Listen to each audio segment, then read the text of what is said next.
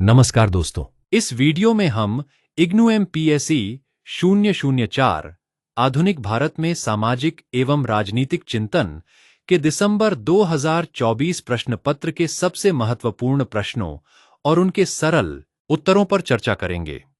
यह वीडियो जून 2026 और दिसंबर 2026 परीक्षा की तैयारी कर रहे विद्यार्थियों के लिए भी अत्यंत उपयोगी है। यदि आप कम समय में महत्वपूर्ण प्रश्नों की तैयारी करना चाहते हैं तो यह वीडियो अंत तक अवश्य देखें। चैनल सेती पाउंता साहिब लाइक, शेयर, सब्सक्राइब। प्रश्न 1, प्राच्यवाद और औपनिवेशिक संवाद के साथ राष्ट्रवाद के सरोकारों की व्याख्या कीजिए। लगभग 500 शब्द। उत्तर, आधुनिक भारत में राष्ट्रवाद के विकास को समझने के लिए प्राच्यवाद, ओरिएंटलिज्म और औपनिवेशिक संवाद, कॉलोनियल डिस्कोर्स का अध्ययन अत्यंत महत्वपूर्ण है। भारतीय राष्ट्रवाद केवल ब्रिटिश शासन के विरोध का परिणाम नहीं था, बल्कि यह औपनिवेशिक शासन और भारतीय समाज के बीच हुए बौद्धिक, सांस्कृतिक तथा राजनीतिक संवाद का भी परिणाम था। प्राच्यवाद एक ऐसी विचारधारा थी जिसके अंतर्गत यूरोपीय विद्वानों ने पूर्वी देशों, विशेषकर भारत की भाषा, संस्कृति, धर्म और इतिहास का अध्ययन किया। विलियम जोन्स, मैक्स मुलर आदि विद्वानों ने भारतीय सभ्यता की प्राचीनता और समृद्धि को उजागर किया। इससे भारतीयों में अपनी सांस्कृतिक विरासत के प्रति गौरव और आत्मविश्वास का भाव उत्पन्न हुआ।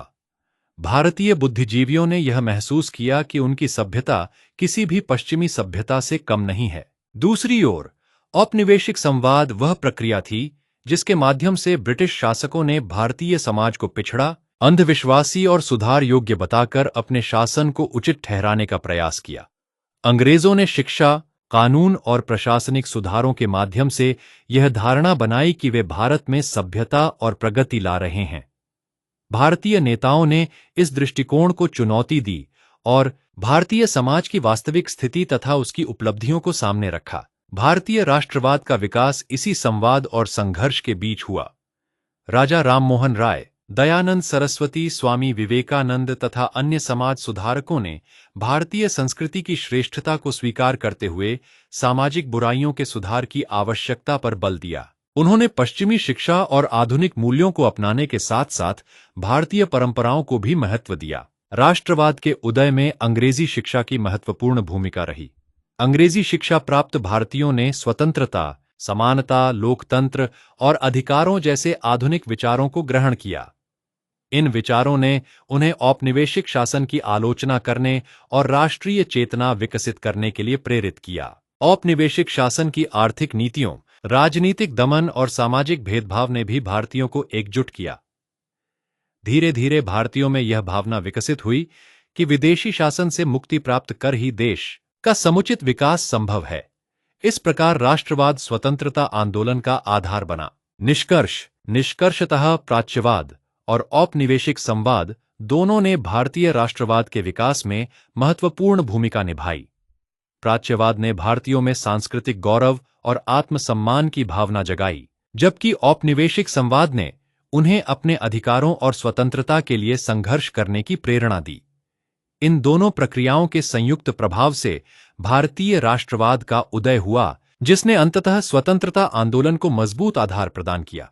प्रश्न 2, राष्ट्रवाद पर स्वामी विवेकानंद के विचारों का वर्णन कीजिए। संक्षिप्त परिचय। स्वामी विवेकानंद आधुनिक भारत के महान राष्ट्रवादी चिंतक, समाज सुधारक और आध्यात्मिक नेता थे। उन्होंने भारतीयों में आत्मविश्वास, राष्ट्रीय गौरव और सेवा भावना का संचार किया। उनके राष्ट्रवाद का आधार आध्यात्मिकता, मानव सेवा और सांस्कृतिक चेतना था। उत्तर, स्वामी विवेकानंद का राष्ट्रवाद भारतीय संस्कृति, धर्म और आध्यात्मिक मूल्यों पर आधारित था। उनका मानना था कि भारत की शक्ति उसकी प्राचीन संस्कृति और आध्यात्मिक विरासत में निहित है। उन्होंने भारतीयों को अपनी संस्कृति पर गर्व करने तथा राष्ट्र निर्माण में सक्रिय योगदान देने के लिए प्रेरित किया।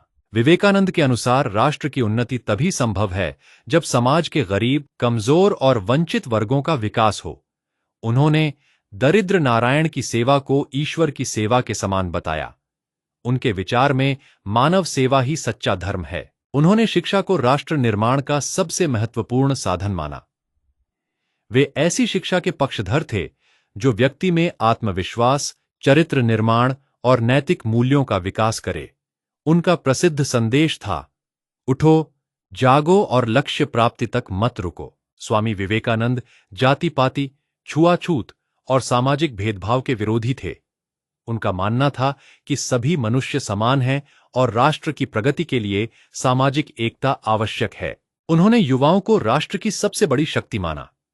उनके अनुसार युवा वर्ग में साहस, आत्मबल और देशभक्ति की भावना होनी चाहिए। वे भारत को एक शक्तिशाली, आत्मनिर्भर और नैतिक राष्ट्र के रूप में देखना चाहते थे। निष्कर्षतः स्वामी विवेकानंद का राष्ट्रवाद आध्यात्मिकता, मानव सेवा, शिक्षा, सामाजिक समानता और राष्ट्रीय गौरव पर आधारित था। उनके विचारों ने भारतीय स्वतंत्रता आंदोलन को प्रेरणा दी और आज भी राष्ट्र निर्माण में मार्गदर्शक हैं। प्रश्न 3, मानवतावाद पर श्री अरविंद के विचारों पर टिप्पणी कीजिए। उत्तर, श्री अरविंद आधुनिक भारत के महान दार्शनिक, राष्ट्रवादी, योगी और राजनीतिक चिंतक थे। उन्होंने मानवतावाद को एक व्यापक और आध्यात्मिक दृष्टिकोण से प्रस्तुत किया। उनका मानवतावाद केवल मनुष्य के भौतिक विकास तक सीमित नहीं था, बल्कि उसके मानसिक, नैतिक और आध्यात्मिक विकास पर आधारित था। श्री अरविंद का विश्वास था कि प्रत्येक मनुष्य में ईश्वरीय शक्ति विद्यमान है और उसका जीवन निरंतर उच्चतर चेतना की ओर अग्रसर होने की प्रक्रिया है। श्री अरविंद के अनुसार मानव जीवन का अंतिम लक्ष्य केवल आर्थिक समृद्धि या भौतिक सुख प्राप्त करना नहीं है, बल्कि आत्म साक्षात्कार और ईश्वर की प्राप्ति है। उन्होंने कहा कि मनुष्य में असीम संभावनाएं निहित हैं और वह अपने आध्यात्मिक विकास के माध्यम से दिव्यता को प्राप्त कर सकता है। इसलिए उन्होंने मानव के सर्वांगीण विकास पर बल दिया। अरविंद का मानवतावाद समग्र मानवतावाद, इंटीग्रल ह्यूमैनिज्म के रूप में जाना जाता है।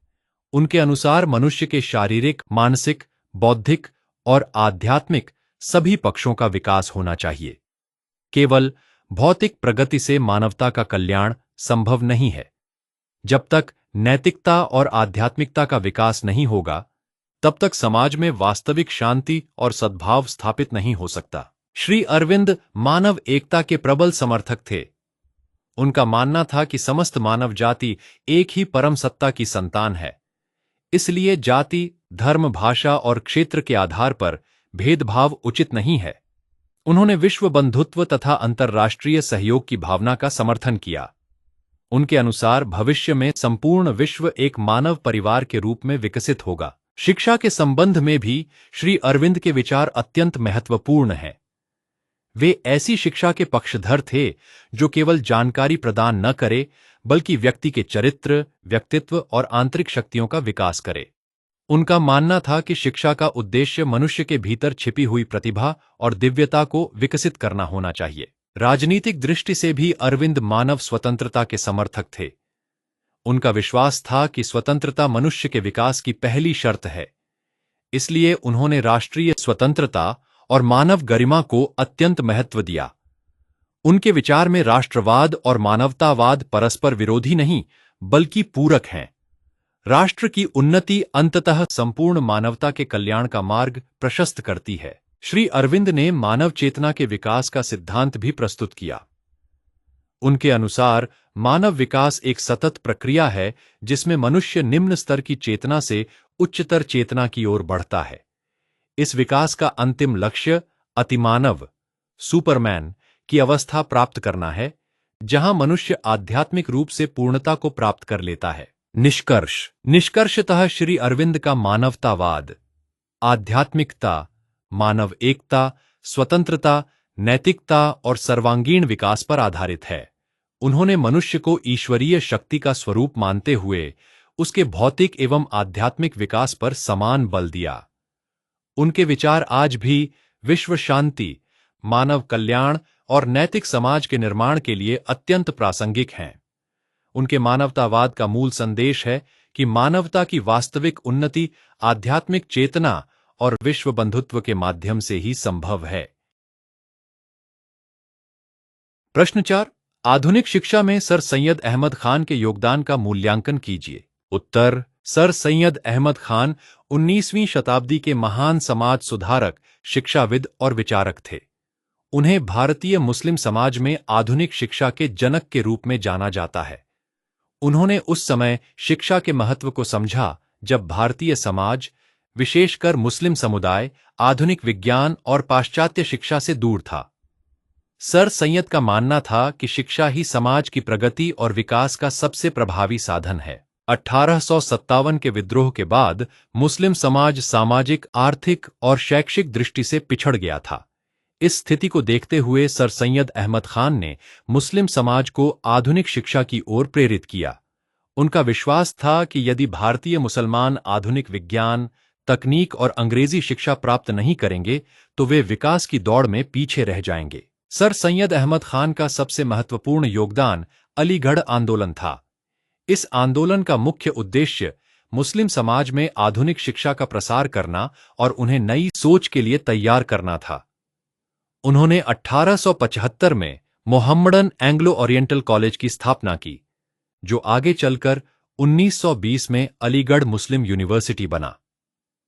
यह संस्थान आधुनिक शिक्षा का प्रमुख केंद्र बन गया और देश को अनेक शिक्षित एवं योग्य नागरिक प्रदान किए। सर सैयद ने शिक्षा में विज्ञान, गणित, इतिहास और अंग्रेजी भाषा के अध्ययन पर विशेष बल दिया।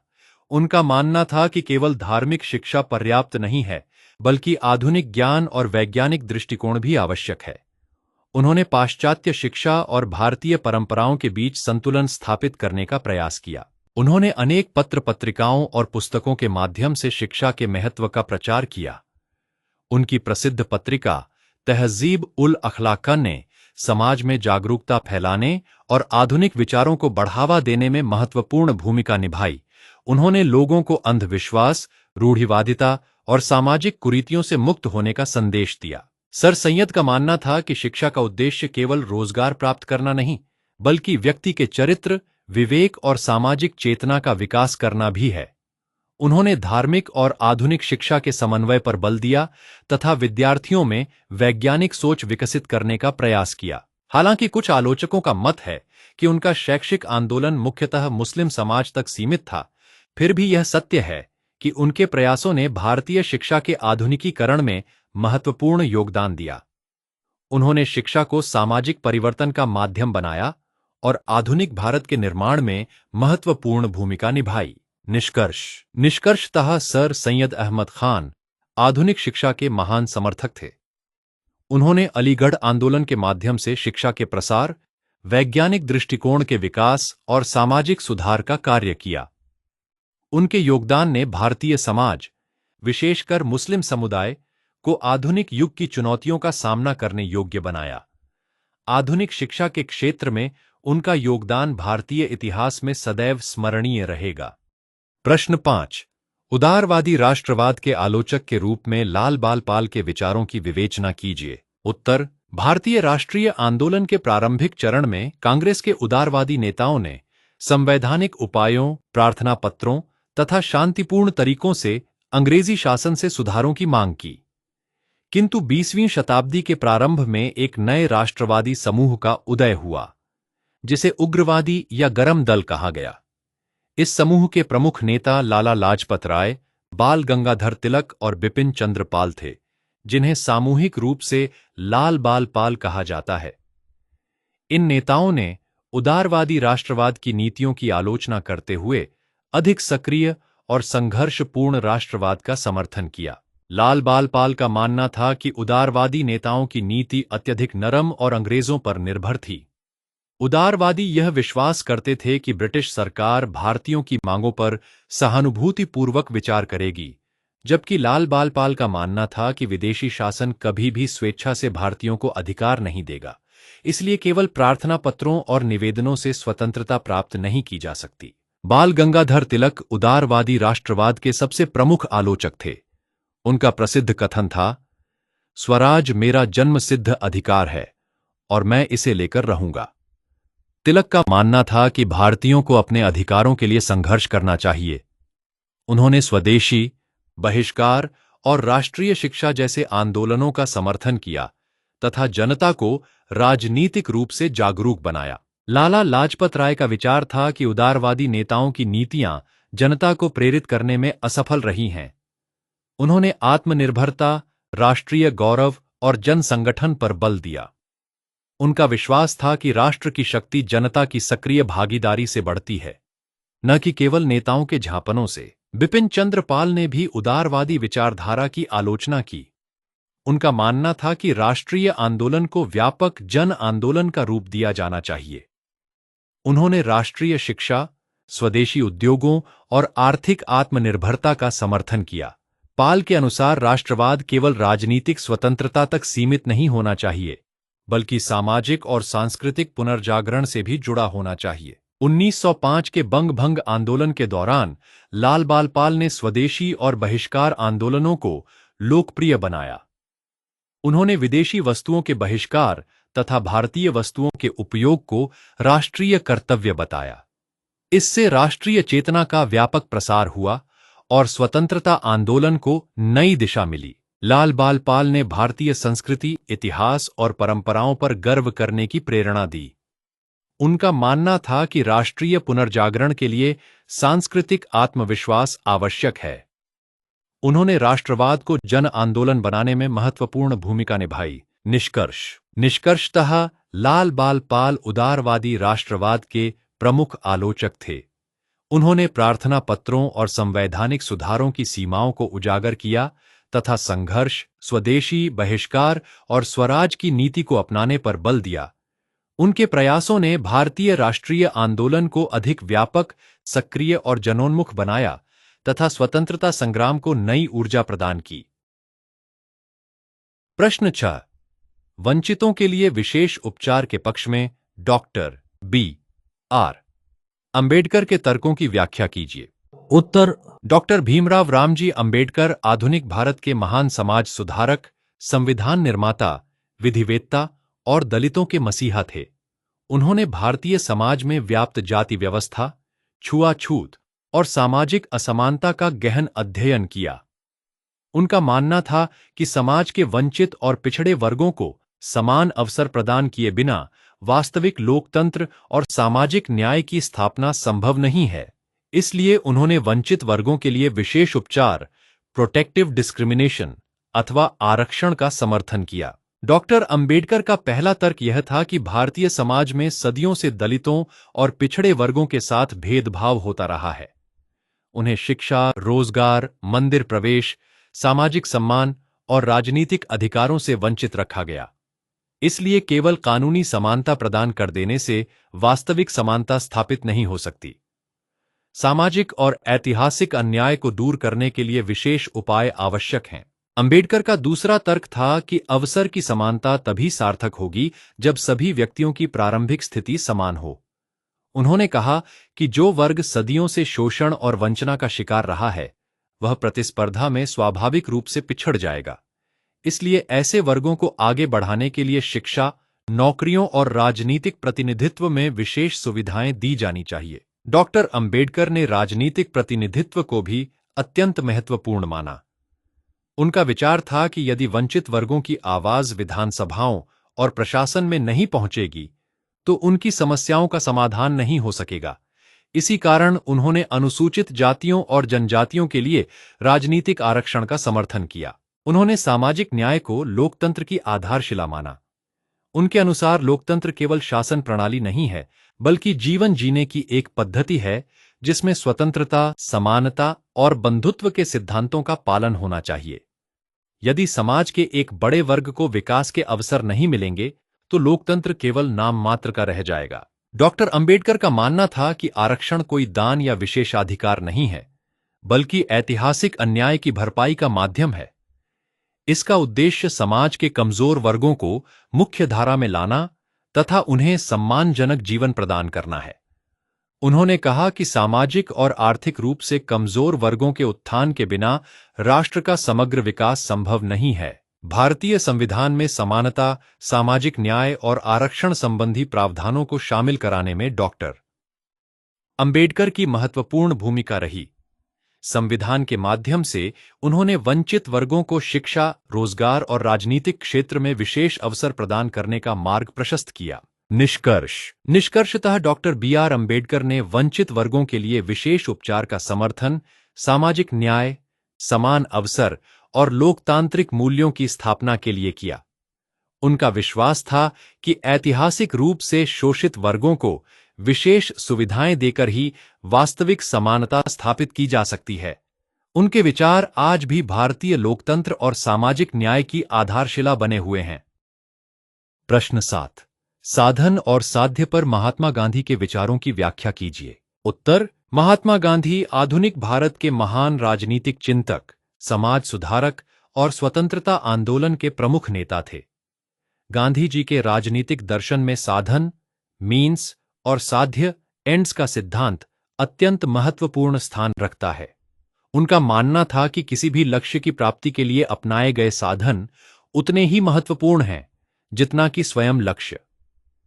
गांधी जी ने राजनीति और नैतिकता को एक दूसरे से अलग नहीं माना तथा जीवन के प्रत्येक क्षेत्र में नैतिक मूल्यों के पालन पर बल दिया। गांधी जी के अनुसार साधन और साध्य एक ही सिक्के के दो पहलू हैं। उनका विश्वास था कि अच्छे और पवित्र साधनों से ही अच्छे परिणाम प्राप्त किए जा सकते हैं। यदि लक्ष्य अच्छा हो लेकिन उसे प्राप्त करने के लिए गलत, अनैतिक या हिंसात्मक साधनों का प्रयोग किया जाए तो वह लक्ष्य भी अपनी पवित्रता खो देता है। इसलिए उन्होंने कहा कि साधनों की शुद्धता साध्य की शुद्धता के लिए आवश्यक है। महात्मा गांधी ने सत्य और अहिंसा को अपने राजनीतिक संघर्ष के प्रमुख साधन बनाया। उनका मानना था कि सत्य सर्वोच्च नैतिक मूल्य है और अहिंसा सत्य तक पहुंचने का सबसे प्रभावी मार्ग है। उन्होंने स्वतंत्रता प्राप्ति के लिए हिंसा, घृणा और प्रतिशोध का विरोध किया तथा सत्याग्रह, असहयोग और सविनय अवज्ञा जैसे शांतिपूर्ण साधनों को अपनाया। गांधी जी का विचार था कि यदि स्वतंत्रता जैसे महान लक्ष्य को हिंसा के माध्यम से प्राप्त किया जाए तो स्वतंत्र राष्ट्र में भी हिंसा और अस्थिरता बनी रहेगी। इसलिए उन्होंने भारतीय स्वतंत्रता आंदोलन को नैतिक आधार प्रदान किया और जनता को शांतिपूर्ण संघर्ष का मार्ग दिखाया। गांधी जी ने राजनीति के आध्यात्मिकरण पर बल दिया। उनके अनुसार राजनीति का उद्देश्य केवल सत्ता प्राप्त करना नहीं बल्कि मानव कल्याण और नैतिक मूल्यों की स्थापना करना है। उन्होंने कहा कि नैतिकता से रहित राजनीति विनाश का कारण बन सकती है। इसलिए राजनीतिक कार्यों में सत्य, ईमानदारी और अहिंसा का पालन आवश्यक है। गांधी जी के साधन साध्य संबंधी विचारों का प्रभाव केवल भारतीय स्वतंत्रता आंदोलन तक सीमित नहीं रहा बल्कि विश्व भर के अनेक नेताओं और आंदोलनों को भी प्रेरणा मिली। मार्टिन लूथर किंग जूनियर और नेल्सन मंडेला जैसे नेताओं ने भी गांधी जी के अहिंसात्मक संघर्ष के सिद्धांत को अपनाया। हालांकि कुछ आलोचकों का मत है कि राजनीति में हमेशा आदर्श साधनों का पालन करना व्यावहारिक नहीं होता, फिर भी गांधी जी का विश्वास था कि स्थायी और न्यायपूर्ण सफलता केवल नैतिक साधनों से ही प्राप्त की जा सकती है। निष्कर्षतः महात्मा गांधी के अनुसार साधन और साध्य अविभाज्य हैं। उन्होंने सत्य, अहिंसा और नैतिकता को राजनीतिक संघर्ष का आधार बनाया तथा यह प्रतिपादित किया कि शुद्ध साधनों से ही शुद्ध और स्थायी परिणाम प्राप्त किए जा सकते हैं। साधन और साध्य संबंधी उनके विचार आज भी सामाजिक, राजनीतिक और नैतिक जीवन के लिए अत्यंत प्रासंगिक हैं। प्रश्न 8। संसदीय लोकतंत्र पर जवाहरलाल नेहरू के विचारों की व्याख्या कीजिए। उत्तर। जवाहरलाल नेहरू आधुनिक भारत के प्रमुख राष्ट्रवादी नेता, स्वतंत्र भारत के प्रथम प्रधानमंत्री तथा लोकतांत्रिक मूल्यों के प्रबल समर्थक थे। उन्होंने भारत में संसदीय लोकतंत्र की स्थापना और विकास में महत्वपूर्ण भूमिका निभाई। नेहरू का विश्वास था कि लोकतंत्र केवल एक शासन प्रणाली नहीं बल्कि जीवन जीने की एक पद्धति है जो स्वतंत्रता, समानता, न्याय और सहिष्णुता के सिद्धांतों पर आधारित होती है। नेहरू संसदीय लोकतंत्र को जनता की इच्छा व्यक्त करने का सर्वोत्तम माध्यम मानते थे। उनके अनुसार लोकतंत्र में जनता अपने प्रतिनिधियों का चुनाव करती है और सरकार जनता के प्रति उत्तरदायी होती है। इससे शासन में पारदर्शिता, जवाबदेही और जनभागीदारी सुनिश्चित होती है। वे मानते थे कि लोकतांत्रिक व्यवस्था में जनता को अपने विचार व्यक्त करने तथा सरकार की आलोचना करने का अधिकार होना चाहिए। जवाहरलाल नेहरू ने संसदीय लोकतंत्र को भारत जैसे विविधताओं वाले देश के लिए सबसे उपयुक्त शासन प्रणाली माना। भारत में विभिन्न धर्म, भाषाएं, संस्कृतियां और जातियां निवास करती हैं। नेहरू के अनुसार संसदीय लोकतंत्र इन सभी समूहों को समान अवसर और प्रतिनिधित्व प्रदान करता है, जिससे राष्ट्रीय एकता और सामाजिक सद्भाव को बढ़ावा मिलता है। नेहरू नागरिक स्वतंत्रताओं के प्रबल समर्थक थे। उन्होंने अभिव्यक्ति की स्वतंत्रता, प्रेस की स्वतंत्रता, संगठन बनाने की स्वतंत्रता तथा कानून के समक्ष समानता को लोकतंत्र की आवश्यक शर्त माना। उनका विश्वास था कि लोकतंत्र तभी सफल हो सकता है जब नागरिकों के मौलिक अधिकारों की रक्षा की जाए। धर्मनिरपेक्षता भी नेहरू के लोकतांत्रिक विचारों का महत्वपूर्ण अंग थी। उनका मानना था कि राज्य को सभी धर्मों के प्रति समान व्यवहार करना चाहिए और किसी विशेष धर्म का पक्ष नहीं लेना चाहिए। इससे लोकतांत्रिक व्यवस्था मजबूत होती है और सभी नागरिकों में समानता की भावना विकसित होती है। नेहरू ने लोकतंत्र को सामाजिक और आर्थिक विकास से भी जोड़ा। उनके अनुसार केवल राजनीतिक लोकतंत्र पर्याप्त नहीं है, बल्कि सामाजिक और आर्थिक समानता भी आवश्यक है। इसलिए उन्होंने योजनाबद्ध विकास, औद्योगिकरण, वैज्ञानिक दृष्टिकोण तथा कल्याणकारी राज्य की अवधारणा को बढ़ावा दिया।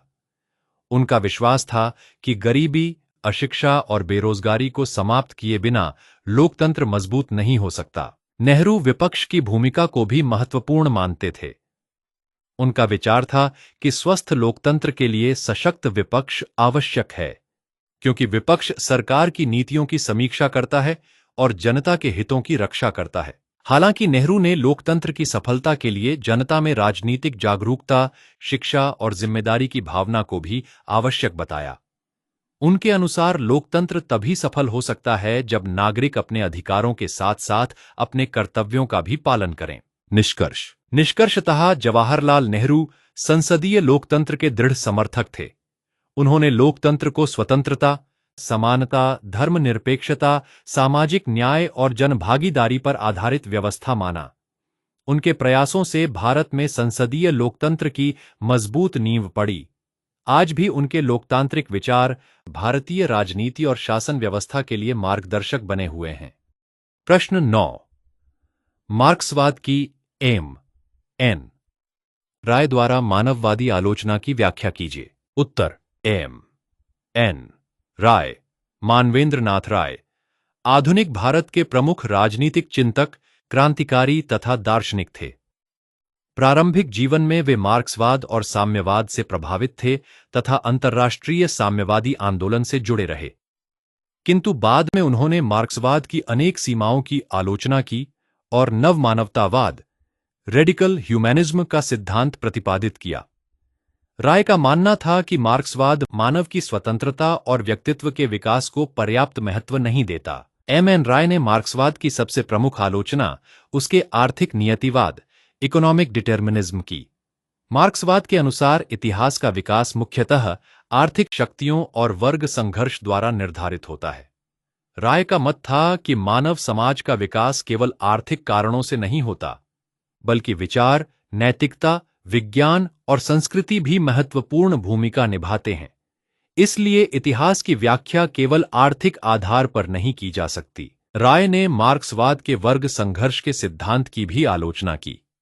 उनका मानना था कि समाज में केवल संघर्ष ही नहीं, बल्कि सहयोग और सह अस्तित्व भी महत्वपूर्ण है।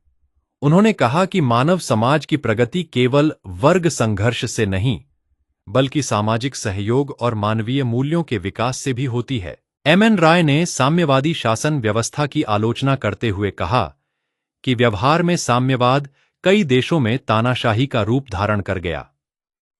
मार्क्सवाद के नाम पर व्यक्तिगत स्वतंत्रता, अभिव्यक्ति की स्वतंत्रता तथा लोकतांत्रिक अधिकारों का दमन किया गया। राय के अनुसार किसी भी राजनीतिक व्यवस्था का अंतिम उद्देश्य मानव की स्वतंत्रता और गरिमा की रक्षा होना चाहिए। राय ने व्यक्ति को समाज का केंद्र माना। उनका विचार था कि मार्क्सवाद में व्यक्ति की अपेक्षा वर्ग को अधिक महत्व दिया गया है, जबकि वास्तविक प्रगति तभी संभव है जब प्रत्येक व्यक्ति को स्वतंत्र रूप से सोचने, बोलने और अपने व्यक्तित्व का विकास करने का अवसर मिले। इसीलिए उन्होंने व्यक्तिगत स्वतंत्रता को सर्वोच्च मूल्य माना। एम.एन. राय विज्ञान और तर्क के समर्थक थे।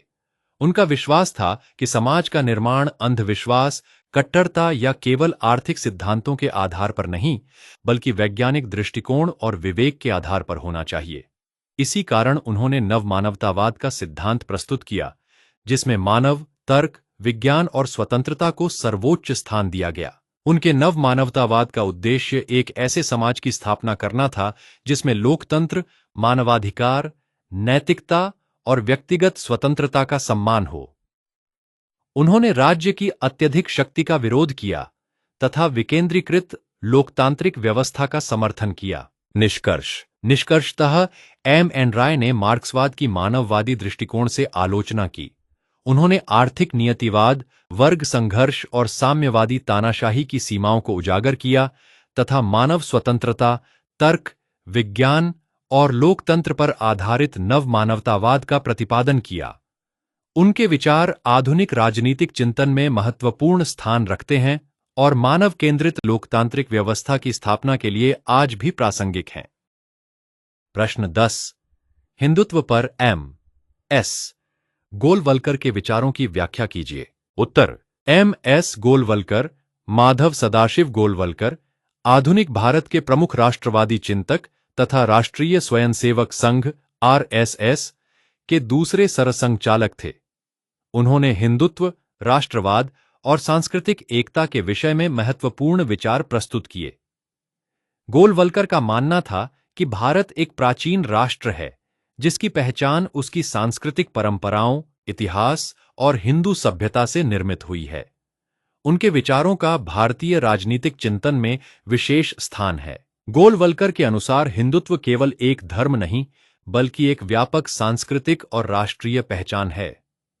उनका मानना था कि हिंदुत्व भारतीय जीवन पद्धति, परंपराओं, मूल्यों और सांस्कृतिक विरासत का प्रतिनिधित्व करता है। इसलिए भारत की राष्ट्रीय पहचान का आधार हिंदुत्व है। गोलवलकर ने राष्ट्र की अवधारणा को संस्कृति से जोड़ा। उनके अनुसार किसी राष्ट्र के निर्माण के लिए सामान्य भूभाग, साझा इतिहास, समान संस्कृति तथा राष्ट्रीय चेतना आवश्यक होती है। भारत में इन सभी तत्वों का आधार हिंदू संस्कृति है, जिसने हजारों वर्षों से देश को एकता के सूत्र में बांधे रखा है। उन्होंने सांस्कृतिक राष्ट्रवाद का समर्थन किया। गोलवलकर का विचार था कि भारत की शक्ति उसकी सांस्कृतिक एकता में निहित है। विभिन्न भाषाओं, जातियों और क्षेत्रों के बावजूद भारतीय समाज को एक सूत्र में जोड़ने का कार्य हिंदू संस्कृति ने किया है। इसीलिए राष्ट्रीय एकता को मजबूत करने के लिए सांस्कृतिक मूल्यों का संरक्षण आवश्यक है। गोलवलकर ने राष्ट्रीय चरित्र निर्माण पर विशेष बल दिया। उनका मानना था कि अनुशासन, देशभक्ति, त्याग और सेवा की भावना राष्ट्र की उन्नति के लिए आवश्यक है। उन्होंने युवाओं को राष्ट्रहित को सर्वोपरि मानने तथा समाज सेवा में सक्रिय भागीदारी करने की प्रेरणा दी। उनके विचार में राष्ट्र के प्रति निष्ठा सर्वोच्च होनी चाहिए। वे मानते थे कि सभी नागरिकों को भारत की संस्कृति, इतिहास और राष्ट्रीय परंपराओं का सम्मान करना चाहिए। इससे राष्ट्रीय एकता और अखंडता मजबूत होती है। गोलवलकर का हिंदुत्व सामाजिक संगठन और राष्ट्रीय पुनर्जागरण का माध्यम भी था। उन्होंने समाज में एकता, सहयोग और आत्मविश्वास की भावना विकसित करने पर बल दिया। उनका विश्वास था कि एक संगठित समाज ही राष्ट्र को शक्तिशाली बना सकता है। हालांकि गोलवलकर के विचारों की आलोचना भी की गई है।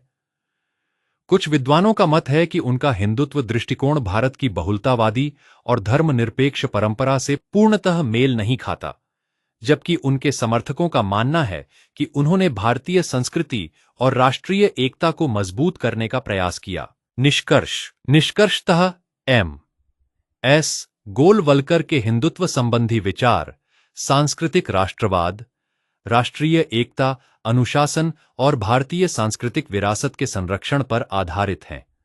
उन्होंने हिंदुत्व को केवल धार्मिक अवधारणा न मानकर राष्ट्रीय पहचान और सांस्कृतिक चेतना का आधार माना।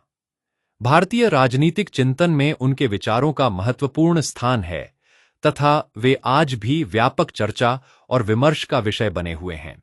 दोस्तों, यदि आपको यह वीडियो उपयोगी लगी हो तो इसे लाइक, शेयर और चैनल को सब्सक्राइब जरूर करें। आपके सहयोग और प्यार के लिए हृदय से धन्यवाद। जय हिंद।